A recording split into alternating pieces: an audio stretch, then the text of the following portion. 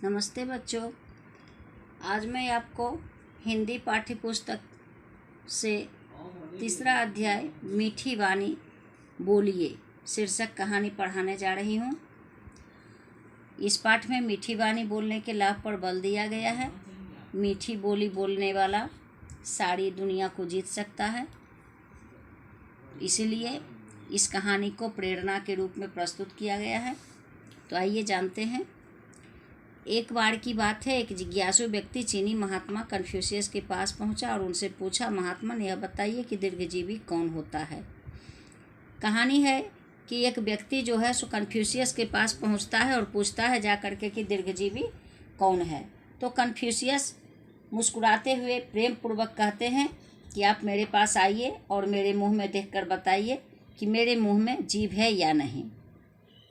तो उस व्यक्ति ने कन्फ्यूशियस का मुंह खुलवा कर देखा और बोला, जी हाँ, जीभ तो है। फिर कहते हैं कन्फ्यूशियस, अच्छा पुनः देखिए और बताइए कि दांत है या नहीं।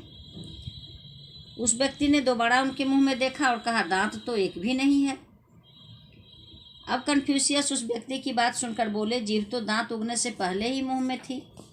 वह दांतों से पहले पैदा हुई थी तो उसे जाना भी दांतों से पहले ही था, पर वह तो मुंह में ही मौजूद है, वह गई क्यों नहीं। तो व्यक्ति कहता है, मुझे नहीं पता, मेरे पास इस प्रश्न का कोई उत्तर नहीं है, कृपया आप ही बताइए।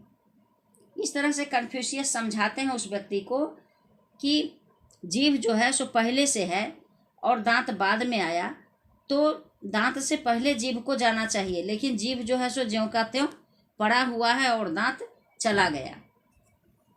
अब कन्फ्यूशियस समझाते हुए कहते हैं, दांत कठोर हैं और जीभ कोमल व लचीली। जिसमें लचीलापन होता है, कोमलता होती है, जो नम्र होता है, विनयी होता है, वह अधिक टिकाऊ होता है, जीवन में जीतता है तथा दीर्घजीवी होता है। इसी प्रकार जिसकी वाणी शांत, मधुर व संयमित होती है, उसका प्रभाव अधिक होता है, किंतु जिसकी वाणी कठोर व कड़वी होती है, कुछ समय पश्चात उसका महत्व नहीं रहता। इसका आशय है कि जीवन में वाणी या बोली का बड़ा महत्व है।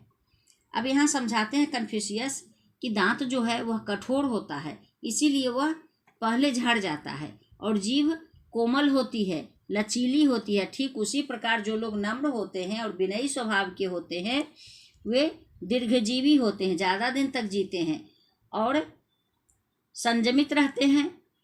तो उनके प्रभाव से क्या होता है कि लोगों के दिल को वे जीत लेते हैं, किंतु जिसकी वाणी कठोर व कड़वी होती है, कुछ समय पश्चात उसका महत्व नहीं रहता है। लेकिन कड़वी और कठोर वाणी वाले का महत्व नहीं होता है। इसका मतलब यह हो गया कि जीवन में वाणी या बोली का बड़ा महत्व है। कहते हैं लेखक कि वाणी तो सबको मिली हुई है, पर बोलना किसी किसी को ही आता है।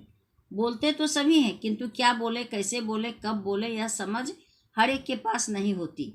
बोलना भी एक कला है। ऐसा नहीं कि जो मन में आया वह बोल दिया, या जो मैंने कहा वही सही है या ठीक है। कहते हैं बोलने के का हक भगवान सबको दिए हैं, लेकिन उसको कैसे बोला जाए यह तरीका सबको पता नहीं है। तो कहते हैं कुछ लोग ऐसे होते हैं जो बोलते हैं कहते हैं कि वही सही है, लेकिन ऐसा नहीं होना चाहिए। लोगों को बोलने से पहले अपने मन में विचार लेना चाहिए। उनकी बात कड़वी, अशिष्ट या दूसरे के मन को दुखाने वाली तो नहीं है।